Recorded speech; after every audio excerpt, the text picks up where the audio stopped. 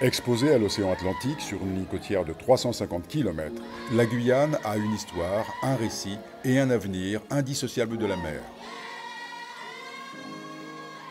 Construit en 1948 dans l'estuaire de la rivière de Cayenne, le port du Larivot a connu toutes les fortunes liées à cette activité.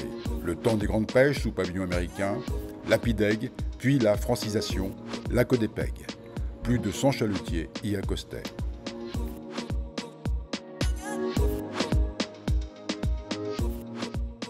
Alors, par la loi Notré de 2015, le port du Larivot a été transféré de la mairie de Matoury à la CACL. Donc depuis 2018, la CACL a la compétence de la gestion du port du Larivot.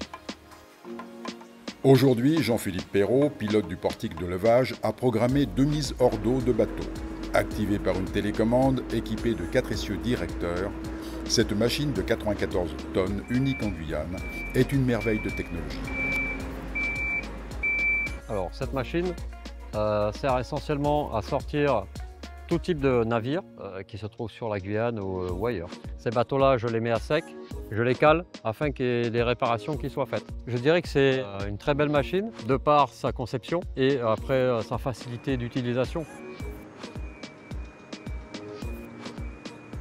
Ce portique en fait a une capacité de levage de 200 tonnes qui nous permet de mettre à sec tous les navires qu'on retrouve en Guyane, c'est-à-dire les petits navires de la pêche côtière qui font 12 mètres jusqu'aux crevettiers qui font plus de 20 mètres.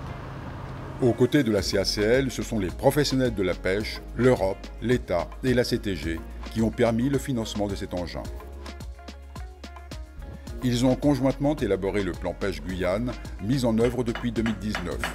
Ils prévoient un ensemble d'opérations qui mobiliseront d'ici à la fin 2025 une enveloppe de 24 607 000 €. Dans ce dispositif, le port du Larivot occupe une place centrale qui s'ouvre sur une perspective de développement à un horizon de 30 ans. Pour le portique, nous avons eu un investissement de 1 700 000 €.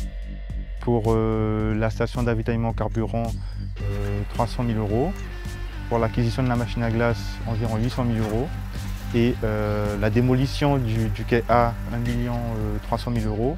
Et la reconstruction sera environ de 6 millions d'euros.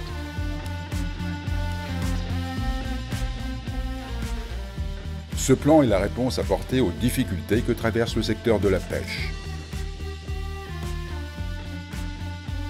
Modernisation des équipements, extension de l'aire de carénage et des capacités d'accueil des navires, l'objectif de la CACL, faire du Larivot un port moderne de référence.